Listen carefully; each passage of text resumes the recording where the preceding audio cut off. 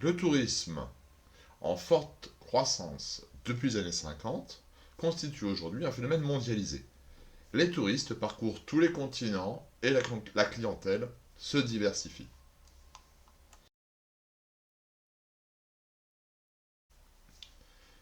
Il faut d'abord se demander ce qu'est un touriste.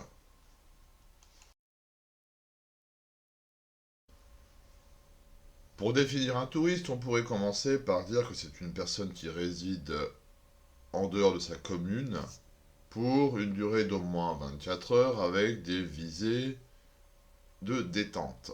Mais cela ne servirait pas à définir clairement un touriste.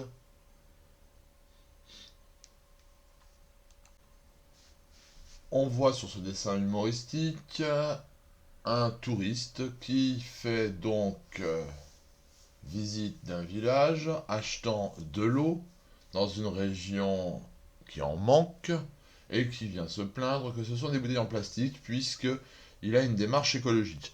Certes, cette démarche écologique est une nouvelle tendance du tourisme, mais on comprend que ce touriste a des moyens économiques. On est donc bien en présence d'une caractéristique. Le touriste est aussi, ou se définit aussi par un certain pouvoir d'achat qu'il va investir, entre guillemets, dans les régions visitées. Cette définition se confirme avec le dessin humoristique de Plantu et les exigences du touriste visant la nourriture. Voilà.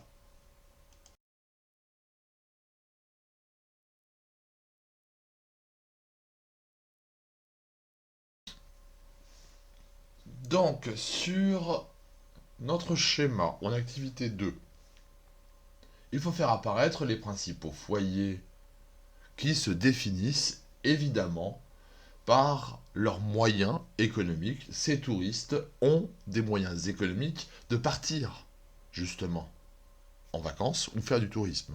Ce qui veut dire que l'on est en présence de pays de la triade ou de pays en voie de développement, mais des classes moyennes de ces pays-là. Donc vous faites reporter les cercles en rouge sur votre dossier.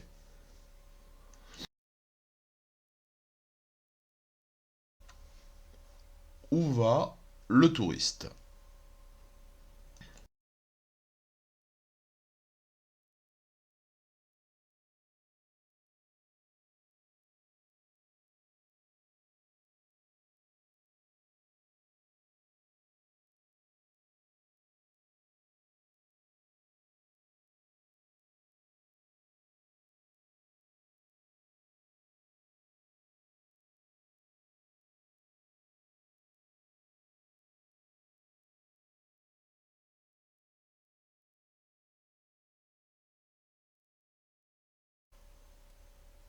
Sur cet histogramme, on voit les 5 premiers pays touristiques du monde.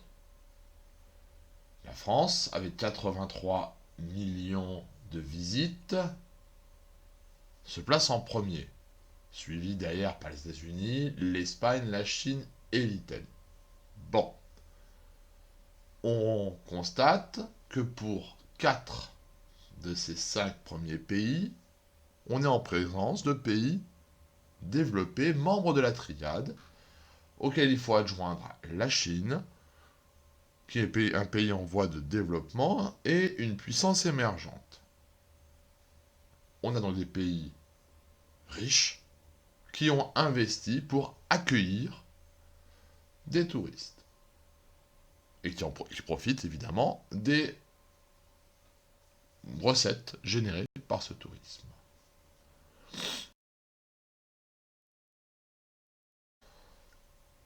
Donc, sur le schéma de votre activité numéro 2, vous pouvez faire apparaître les zones destinatrices en aplat de couleurs, de même que quelques sites très visités. Pour ma part, j'ai mis Paris, j'ai mis les pyramides du Caire, la Grande Barrière de Corail, la Grande Muraille de Chine et New York. À vous de choisir les principales destinations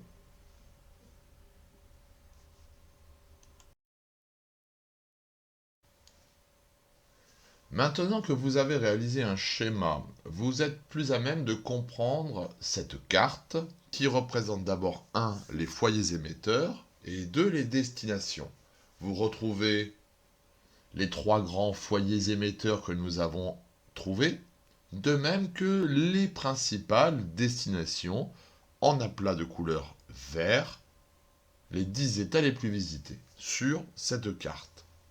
Vous voyez les flux majeurs que nous avons déjà fait apparaître, de même que les flux secondaires qui partent du nord vers les pays en voie de développement au sud.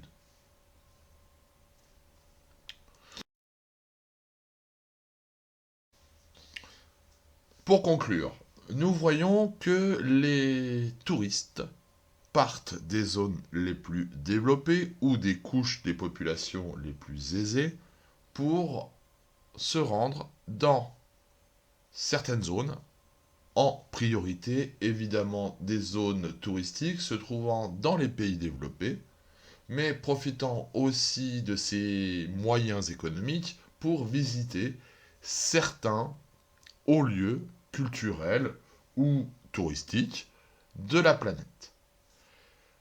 Par là même, les touristes participent aux mobilités que nous avons pu remarquer, mobilité de population qui caractérise le monde.